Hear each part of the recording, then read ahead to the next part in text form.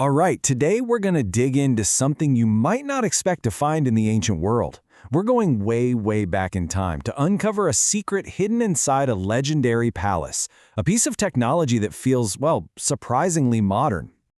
So when I say the words ancient civilization, what's the first thing that pops into your head? Seriously, just take a second, picture it. What are you seeing? Yeah, I'm willing to bet it's something along these lines, right? Massive stone walls, powerful kings sitting on thrones, these big wooden ships cutting through the waves, and of course, those towering temples to gods we've long forgotten. That's the stuff of epics, the classic image we all have. But what if I threw something else into the mix? What about indoor bathrooms? Kind of throws a wrench in the whole picture, doesn't it? It just sounds too comfortable, too modern. And yet, there was a Bronze Age civilization that absolutely mastered it. And in doing so, they kind of challenge our whole idea of what ancient life was really like. So, where do we find these things? Well, for this, we've got to travel to the Mediterranean. We're heading to the island of Crete, and we're dialing the clock back more than 3,000 years. Welcome to the world of the Minoans. So, the Minoans, these guys were a really fascinating and super advanced Bronze Age society. I mean, they were incredible traders, artists, and just amazing builders. Their most famous spot, the legendary Palace of Knossos. It was so huge and complex that it ended up in Greek mythology as the home of King Minos and his labyrinth. And you gotta understand, these palaces weren't just big houses for kings. No way. They were these massive, sprawling complexes, basically the nerve centers for their entire society. We're talking government, religion, the economy, trade. It all happened here. Every single space was designed with a specific purpose in mind. And hidden within that grand design was an absolutely incredible feat of engineering.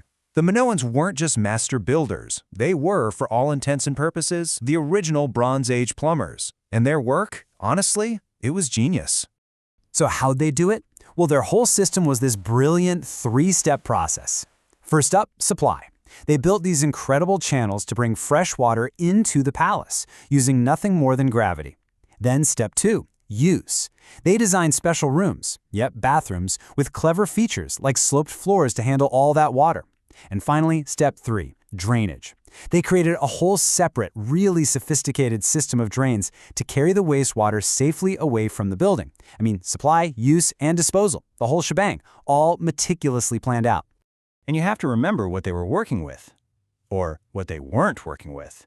They had no electric pumps, no pressurized water systems, none of the modern materials we take for granted. They pulled all this off with just gravity, some seriously clever design, and a bunch of clay pipes.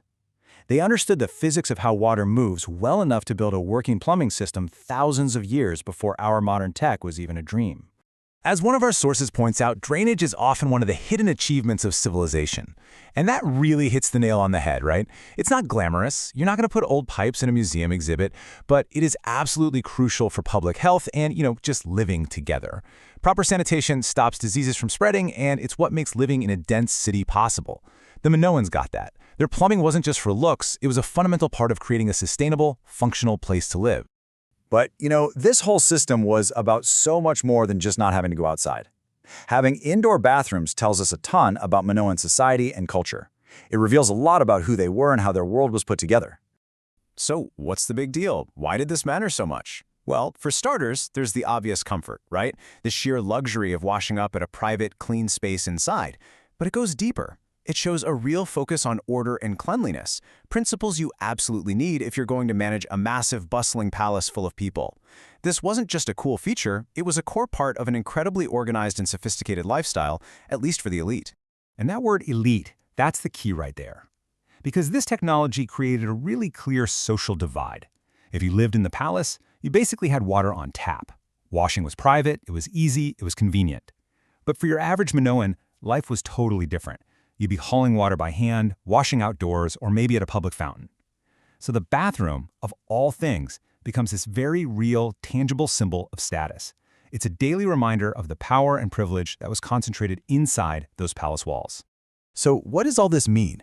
How should it change the way we think about the ancient world? Well, the fact that these bathrooms even existed forces us to kind of rethink our definition of technology itself. When we hear the word technology, We usually think of machines or electronics or gadgets, but maybe a better, broader way to define it is just this: solving practical problems. And by that definition, the Minoans were master technologists. Their amazing tech wasn't a machine. It was intelligent, purpose-built architecture. These plumbing systems are what our source calls quiet achievements. And I love that phrase. They aren't flashy. They're literally hidden away under the floors, inside the walls. But their genius is in that subtlety. They just worked. A civilization that can solve such fundamental, hidden problems like this is a civilization with a deep, practical intelligence. And that leaves us with a really fascinating final thought to chew on. This Minoan bathroom, it was hidden in plain sight for centuries. And it makes you wonder, doesn't it? What other elegant solutions, what other quiet achievements from our ancient past are still out there, just waiting for us to really see them?